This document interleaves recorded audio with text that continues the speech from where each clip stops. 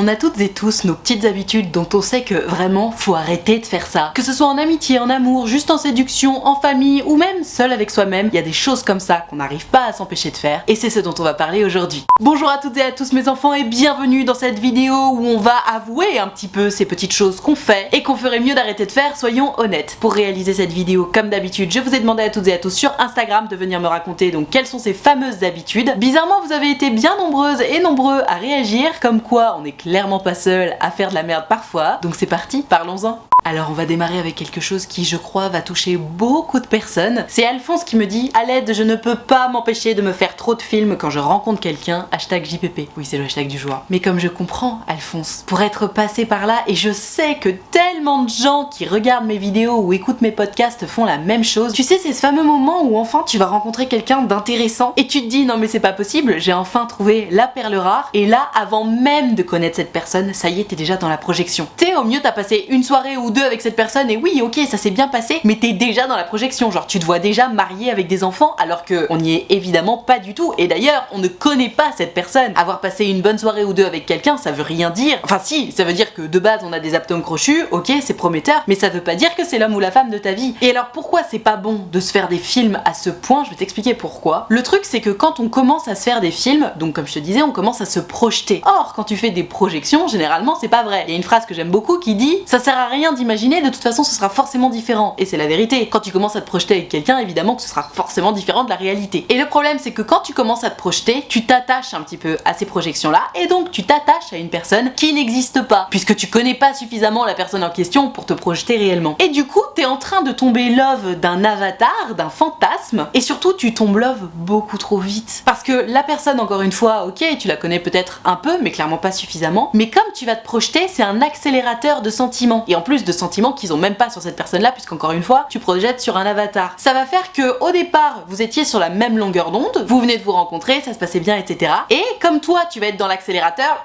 tu vas partir beaucoup plus loin, beaucoup plus vite, alors que l'autre sera resté complètement derrière. Et le problème, quand il y a une différence de longueur d'onde comme ça, c'est que ça casse. L'autre va forcément sentir que t'es ultra à fond, il ou elle va pas comprendre, parce que il ou elle va se dire: attends, je comprends pas, on s'est vu quelques fois, il ou elle est déjà à fond, ça me va pas, c'est pas normal, il y a un problème, peut-être red flag. Dans tous les cas, ça envoie des signaux de désespoir de ta part, et le problème c'est que le désespoir, c'est tout sauf sexy. Du coup, si je résume, quand tu rencontres quelqu'un avec qui enfin ça se passe bien, le fait de se faire des films de ouf, ça va te faire passer de petit ami potentiel à vas-y, ce mec ou cette meuf est vraiment trop lourd ou trop lourde, je passe à la suite parce que il ou elle m'a saoulé. C'est dommage quand même. Et donc je te vois venir à 10 000 km, oui non mais d'accord, mais comment on fait pour arrêter de se faire des films? Alors, Rome ne s'est pas fait en un jour, ça prend du temps, mais voilà une solution très basique pour essayer d'éviter de se faire des films, c'est tout simplement le dire haut et fort. Typiquement, si tu fais partie de ces gens qui ont l'habitude de se faire des films, tu dois faire partie de ces gens qui vont beaucoup parler à leurs amis de cette nouvelle personne que tu viens de rencontrer, etc. La solution magique, c'est donc au moment où tu vas commencer à parler à tes amis de cette personne, de bien dire haut et fort: non mais t'inquiète pas, je me fais pas de film, ou t'inquiète pas, je ne m'emballe pas, je vais pas m'emballer, etc. Parce que le fait de le dire, tu sais, le poids des mots, c'est hyper important. Quand on dit les choses, on finit par y croire et on finit par faire les choses. C'est pour ça que très souvent, j'arrête pas de dire: ne te dévalue pas, arrête de te flageller, ne dis pas que t'es con, moche, nul ou quoi que ce soit, parce que tu vas finir par le devenir. Et ben heureusement pour nous, ça fonctionne aussi dans le bon sens. C'est-à-dire que si tu dis un peu ces formules magiques de choses que tu voudrais réussir à faire, typiquement je ne m'emballe pas, je me fais pas de film, etc.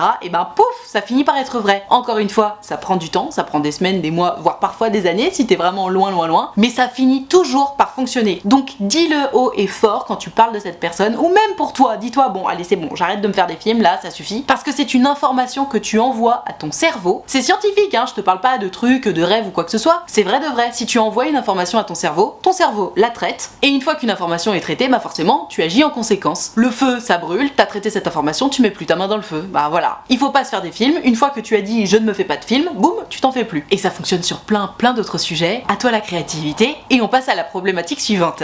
Aïe aïe aïe, une sale habitude qui mène à beaucoup de gens la vie très dure. Gertrude me dit: pour ma part, je ne peux pas m'empêcher de tout prendre à cœur et de surveiller tout potentiel changement d'attitude de mes proches parce que j'ai peur d'être abandonnée. Quand une personne n'est pas comme d'habitude, me semble distante ou fatiguée, je ne peux pas m'empêcher de me demander: est-ce que c'est ma faute? Ou est-ce que la personne en a juste marre et se lasse de moi? Merci pour ton travail, gros bisous, hashtag JPP. Mais merci à toi pour ton message, ma Gertrude. C'est très problématique ce genre de choses. Parce que le problème, c'est que la peur n'évite pas le danger. Et tu sais, quand t'es là, entouré de gens que tu aimes, que tu kiffes, et que tu commences à te dire oh my god, si ça se trouve ça va changer, si ça se trouve je vais perdre ce bonheur, donc je vais tout inspecter pour voir si la perte de ce bonheur arrive, t'as tout perdu en fait, parce que tu ne profites même plus de ce qui est positif. Et si jamais il y a quelque chose de négatif qui se profile à l'horizon, du style effectivement quelqu'un va peut-être en avoir marre de toi ou quoi que ce soit, bah ça va rien changer en fait. Si c'est en train d'arriver, c'est en train d'arriver, point barre. Le problème vraiment, je te dis, des gens qui inspectent tout comme ça, c'est qu'ils ne profitent plus du moment présent. Et si tu ne profites plus du moment présent, bah ça sert plus à rien de vivre, tu vois. Je suis évidemment pas en train de te dire qu'il faut que t'ailles te suicider, mais plutôt qu'il faut changer de mindset à ce niveau-là. Ma Gertrude, dans un premier temps, je pense qu'il faut vraiment intégrer que, évidemment que les gens peuvent changer, ok, mais c'est pas parce que tu vas surveiller ce changement que déjà ce changement ne va pas arriver. Tu sais, parfois on a besoin de surveiller pour être un peu dans le contrôle. Sauf que déjà si tu surveilles, il y a plein de choses qui peuvent manquer à ta surveillance, et surtout tu peux tout à fait surveiller en interprétant très mal les signaux, tu le dis toi-même. Parfois ils sont juste fatigués et je me dis oh là là c'est ma faute, peut-être qu'ils sont pas bien, etc. Le problème vient évidemment de toi et de ton manque de confiance en toi, on est d'accord? Et moi ce que j'aimerais que tu te dises plutôt à la place, c'est que les gens ont le droit d'être fatigués, et même ils ont droit éventuellement, sachant que ça n'arrive quand même que très rarement, d'en avoir marre de toi ou de s'être lassé de toi. Si tu t'es lassé de moi, y a pas de problème frérot, t'as juste plus rien à faire dans ma vie, j'ai sans doute plus rien à faire dans la tienne non plus, et c'est ok, merci pour ce moment, merci pour tout ce qu'on a partagé ensemble, goodbye. Est-ce que c'est si grave que ça, que quelqu'un se lasse de nous après tout? Tu sais, si ça doit arriver, bah ok ça arrive, qu'est-ce que tu veux faire? Tu pourras pas changer ça, tu vas pas essayer d'être quelqu'un d'autre pour continuer de divertir la personne qui s'est lassée de toi, on est d'accord, ce serait contre-productif. Tu es tel que tu es, c'est t'apprendre où à laisser. Si tu es bien avec moi, bah trop cool, parce que moi aussi je suis bien avec toi, donc continuons à passer du temps ensemble, et si c'est plus le cas, que ce soit de mon côté ou du tien, bah c'est malheureux mais ce sont des choses qui arrivent, ça ne définit pas ma valeur, ça ne définit pas la tienne non plus, c'est juste que nos épisodes de vie en commun sont terminés et on passe à la suite. Mais voilà, je pense que c'est ça en fait qu'il faut que tu gardes en tête ma Gertrude. Quelqu'un qui va se lasser de toi, qui va en avoir marre de toi, déjà ça arrive rarement, encore une fois, mais surtout si jamais ça arrive, ça ne définit pas ta valeur. Ça veut pas dire que tu es lassante, ça veut pas dire que t'es chiante ou pas intéressante ou quoi que ce soit, ça veut juste dire que cette personne-là, elle a tiré profit de votre relation et elle y trouve plus son compte, et donc bah next en fait. Et c'est pas grave, ça arrive, il faut juste l'accepter. Une fois que tu acceptes que ce sont des choses qui peuvent arriver et que si ça arrive, c'est pas grave et que c'est même pas ta faute, là tu deviens la reine du monde. Alors attention, dans le délire c'est pas ma faute, évidemment c'est toujours intéressant de se remettre en question, d'essayer d'évoluer vers une meilleure version de soi-même, etc. Là-dessus on est d'accord. Je te parle simplement de ne pas te flageller dès que quelqu'un va sortir de ta vie, parce qu'en fait c'est pas ton problème. T'as voulu sortir de ma vie, bah ok, moi je suis peut-être un peu triste, ok, bon bah c'est pas grave, c'est la vie. Toi tu sais ce que tu perds, et puis goodbye, ok?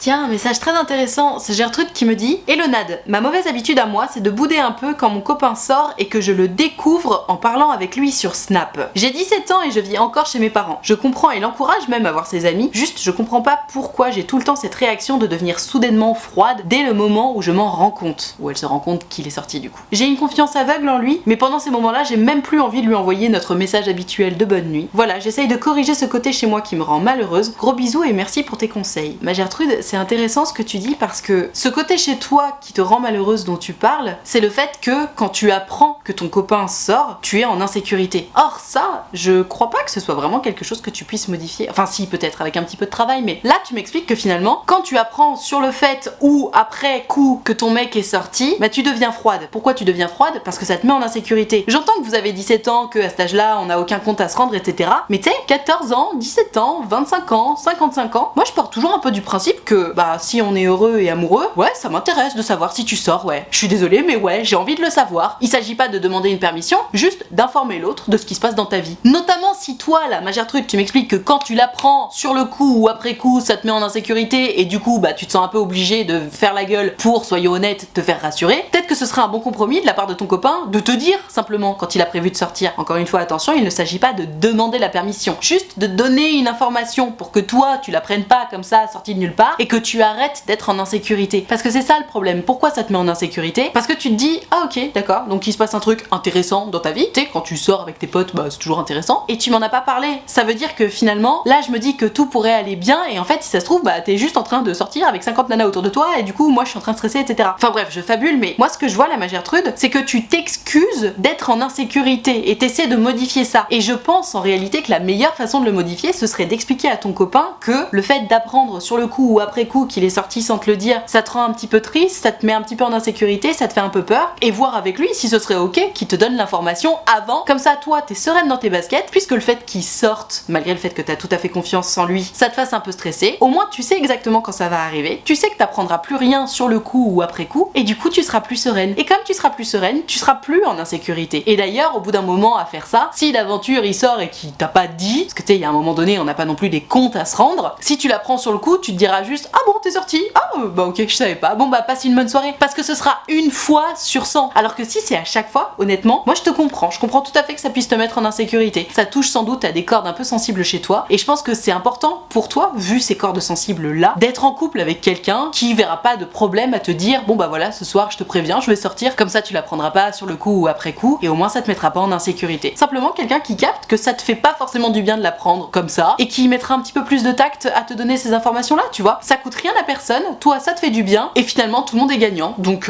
moi je t'invite vivement à en discuter avec ton amoureux et à voir s'il y a pas un compromis à faire là-dessus quand même. Tiens, bah on parlait tout à l'heure des gens qui se font des films, tu sais, mais ça, se faire des films c'est dans le bon côté. Gertrude, elle se fait des films mais du très très mauvais côté, je te lis l'histoire. Elle me dit, quand ça va pas avec mon copain, je m'imagine qu'il me trompe, qu'il a rencontré une autre fille. Bref, j'imagine les pires scénarios au cas où. J'en suis au point où je rêve de sortir avec d'autres garçons parce que j'ai peur d'être blessée s'il me trompe vraiment. C'est naze et je sais pas pourquoi je fais ça, surtout que ça me fait des ascenseurs émotionnels horribles parce que finalement tout va bien après avec lui. Help si tu sais pourquoi je suis comme ça, en tout cas bon courage, t'es incroyable, #JPP.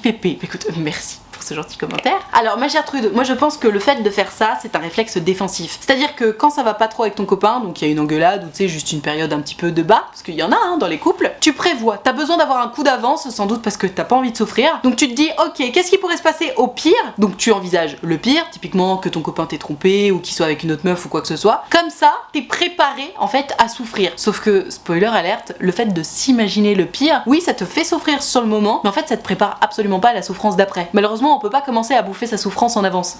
Donc ma Gertrude, pourquoi tu fais ça? Je te dis c'est un réflexe défensif, malheureusement tu te berces d'illusions, ce n'est absolument pas défensif puisque ça te fait juste du mal en avance et pour rien. Idéalement ce qu'il faudrait ce serait couper court à ce flot de pensées là, alors bien entendu encore une fois Rome ne s'est pas faite en un jour, hein, tu vas pas y arriver comme ça en un claquement de doigts, mais ce que je t'invite à faire c'est typiquement quand ça va pas trop avec ton copain et que tu commences à t'imaginer les pires scénarios, déjà premièrement essaie de ne pas alimenter ce genre de pensée, c'est-à-dire que quand tu sens que t'es en train de te faire des scénarios etc, essaie de focus ton attention sur d'autres choses, et même idéalement quand ce moment arrive, que tu sois en bad avec ton copain ou pas, que vous soyez en tension ou quoi que ce soit, appelle-le à l'aide, dis-lui ce qui se passe dans ta tête, envoie-lui un message ou parle-lui, dis-lui écoute, là je sens que je retombe encore dans mes travers, où je me fais des scénarios, où je me fais du mal, etc. Est-ce que tu peux me faire un câlin? Est-ce que tu peux me rassurer, me dire des mots gentils, des mots d'amour qui vont faire que, au lieu de partir dans mes scénarios terribles, je vais juste me sentir en sécurité, soutenue, protégée, et du coup, hop, ça va balayer un petit peu tout ça. Je pense que c'est un travail que tu dois faire toi-même, mais je pense aussi et surtout que ton mec peut carrément t'aider par rapport à ça. Le souci, quand on se fait ce genre de scénario, c'est évidemment un manque de confiance en soi, puisque je te dis, on se prépare, etc. Donc on se dit que finalement, on n'est pas capable d'encaisser une telle douleur. Mais comme je te disais, étant donné que ça ne sert absolument à rien de commencer à souffrir maintenant, alors que de toute façon, ça ne sert à rien d'imaginer, ce sera forcément différent, autant chasser ces mauvaises pensées, tu vois. Si un jour vous vous séparez, tu auras toutes les occasions du monde pour être triste, pleurer, etc., te faire du mal. Là, c'est clairement pas le moment. Donc puisque de toute façon, ce que tu t'imagines est faux, essaie, je te dis, de couper court à ces pensées-là, et surtout, va t'accrocher à la réalité qui est ton amoureux, qui t'aime, et qui, même s'il y a des tensions, sera, j'espère, ravi de te rassurer, de te dire des mots d'amour et de t'apaiser. Donc voilà, ne te laisse pas partir toute seule. Ça demande un peu de détermination, c'est vrai. Ça demande aussi un peu de baisser son ego parfois, parce que tu sais, quand t'es en tension et que tu te retrouves à dire tu peux me rassurer s'il te plaît, parce que là, je commence à me faire des scénarios un peu durs et j'aimerais bien avoir un peu d'amour. C'est pas facile, hein, tu sais, selon la tension qu'il y a entre les deux, c'est pas forcément évident, mais honnêtement, si ça peut t'éviter de souffrir à ce point, à te raconter des histoires horribles, je pense que ça vaut le coup. Aïe aïe aïe, s'il y a bien un truc à pas faire pour avoir une vie amoureuse et émotionnelle saine, c'est ça. Elonade. Personnellement, j'ai une sale habitude que je commence à essayer de perdre. Je pense que je ne suis pas la seule. Effectivement, t'es pas la seule, ma Gertrude. Je ne peux pas m'empêcher de stalker mon ex ou mon crush. Et le problème, c'est que je le fais même si c'est fini entre nous et qu'il y a plus d'espoir. Je regarde ses stories publications, il m'arrive aussi de stalker ses amis pour savoir ce qu'il fait. J'interprète absolument tout pour savoir s'il se fout de moi ou au contraire s'il pense à moi. Je regarde aussi s'il like mes publications, s'il regarde mes stories et même si ça ne veut absolument rien dire. J'ai conscience que c'est très toxique et j'ai pris la décision récemment de masquer ces stories et publications pour ne plus être tentée. #JPP. Mais oui, mais ma Gertrude, là t'en es à un stade où il faut plus masquer, hein. Il faut juste unfollow et puis éventuellement bloquer. Parce que tu sais, aide-toi et le ciel t'aidera. C'est sûr que si tu vois son logo là à ton ex ou à ton crush que t'as envie de stalker, évidemment que t'as envie de cliquer dessus. Alors que si c'est masqué ou bloqué, bah tout à coup, t'as moins envie de cliquer dessus puisque c'est pas sous ton nez. À la limite, tu vois, stalker son crush, j'ai envie de te dire, bah je comprends, il se passe un truc de nouveau, t'as envie d'en savoir un peu plus sur la personne, même si dans tous les cas je te conseille pas de stalker parce qu'il vaut mieux apprendre des choses sur ton crush de la part de ton crush plutôt qu'en l'ayant stalké. Parce que si tu stalks ton crush et qu'il ou elle s'en rencontre en discutant avec toi, ça fait un peu mauvais genre, tu vois. Donc idéalement, ce serait cool de résister à ça. Maintenant, par rapport à ton crush, c'est même pas idéalement, c'est une question de bien-être émotionnel et mental. Et d'ailleurs, ça ne tient qu'à toi, c'est une question de détermination. En fait, il faut savoir ce que tu veux. Je comprends que tu me dises, ouais, je peux pas m'empêcher, etc. Mais en fait, si, tu peux t'empêcher. Tu peux te dire, allez, aujourd'hui, je sens que j'ai vraiment très envie d'aller stalker mon crush ou mon ex. Et aujourd'hui, je ne le fais pas. Je vais tenir au moins jusqu'à demain. Je ne le ferai pas, je n'irai pas. Donc sur le moment, ça va être dur, etc. Mais tu sais, tu te dis juste jusqu'à demain. Donc t'as une petite période de temps finalement à tenir puisque c'est jusqu'à demain matin. Et ça te paraît moins être une montagne que si tu te dis, allez, je le stockerai plus jamais. Le fait d'appréhender petit à petit, step by step, comme on dit, ça permet de rendre les choses plus faciles à vivre et à envisager. Donc ma Gertrude, la prochaine fois que tu seras en mode putain, j'ai trop envie de stalker, j'en peux plus, dis-toi juste, j'attends jusqu'à demain matin. Le lendemain matin, sois fier d'avoir résisté. Et si de nouveau dans la journée t'as envie de stalker, pareil, tu te dis, allez, j'attends jusqu'à demain matin. Et tu verras, au début, les premières semaines, ça va être dur, et au bout d'un moment, ça y est, t'auras enfin pris de la distance par rapport à cette personne, et ça ira mieux. D'autant plus que les ex et les envies d'aller stalker les ex, c'est par vague. Tu le sais comme moi. Tu sais, il y a un moment où tu te dis, oh mon dieu, mais il faut absolument que je recontacte cet ex, c'est une trop bonne idée. Et en fait, non, c'est une idée de merde, et d'ailleurs, tu t'en rends compte 3 jours plus tard, et tu te dis, oh, heureusement que j'ai pas recontacté cette personne, on est d'accord. Donc sois consciente de ça. C'est un peu comme quand t'es bourré et qu'il faut pas envoyer de message à ton ex ou à ton crush ou quoi que ce soit. Tu le sais le lendemain que t'es trop content ou contente de ne pas avoir envoyé ce message et pourtant quand t'es bourré t'as l'impression que c'est la meilleure idée du monde, tu vois. Bah là c'est pareil, sauf que c'est avec tes ex et qu'en plus t'es ultra lucide. Donc envisage les choses comme ça ma Gertrude. Jusqu'à demain matin. Je tiens bon jusqu'à demain matin. Et le lendemain matin, sois fier, vraiment apprécie cette victoire et retiens bon jusqu'au lendemain matin, etc. etc. etc. Tu verras, le fait d'appréhender les choses step by step, vraiment, ça les rend possibles, ça les rend envisageables et ça change tout.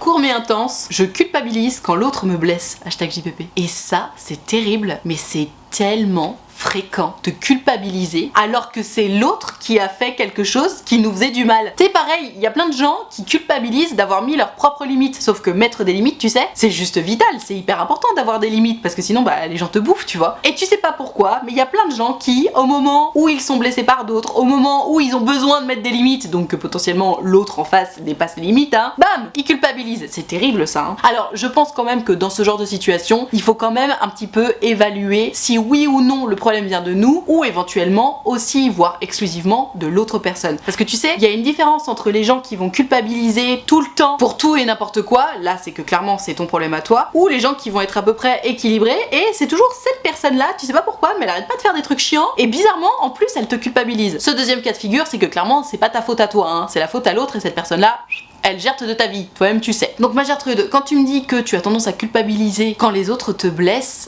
j'aurais bien aimé que tu me donnes un exemple parce que c'est intéressant, tu sais, pour mettre des conseils en pratique, d'avoir un exemple. Mais à l'avenir, j'espère que ce que je vais te dire pourra t'aider. Quand tu culpabilises alors que quelqu'un t'a blessé, j'entends que tu puisses pas t'en empêcher, mais quitte à faire de la merde entre guillemets, parce que c'est pas normal hein, de culpabiliser soi alors que c'est l'autre qui a fait de la merde, essaie de le faire en pleine conscience. C'est-à-dire que imagine, bon bah quelqu'un t'a blessé, tu es en train de culpabiliser, observe un petit peu ce qui se passe en toi. Rends-toi compte. Là, je suis en train de culpabiliser alors que c'est cette personne qui m'a blessée. Je sais que je ne devrais pas culpabiliser. Et d'ailleurs, essaie de pousser un petit peu le questionnement plus loin. Pourquoi je culpabilise? Qu'est-ce qui fait que je me sens mal là? Qu'est-ce que j'ai fait, moi, qui ne m'a pas plu ou que je considère être mauvais pour que justement j'en vienne à culpabiliser? Et parfois, tu sais, à se poser simplement ces questions-là, ça débloque un truc où tu te dis, mais attends, mais en fait, j'ai rien fait du tout. Ah, ça y est, je ne culpabilise plus. Parce que parfois, en fait, on confond certains sentiments. Typiquement, tu vois, quelqu'un qui t'a blessé, tu te sens malheureux et triste, et ton cerveau te dit bah ouais, du coup tu te sens coupable, alors qu'en fait non, c'est juste que tu te sens malheureux et triste du fait que quelqu'un t'ait fait du mal, et le fait d'aller pousser un petit peu les questionnements intérieurs, ça te fait débloquer ce truc, et au lieu d'avoir la lentille culpabilité devant ce sentiment-là, tu te rends compte qu'en fait non, t'es triste et malheureuse à cause de cette personne-là, et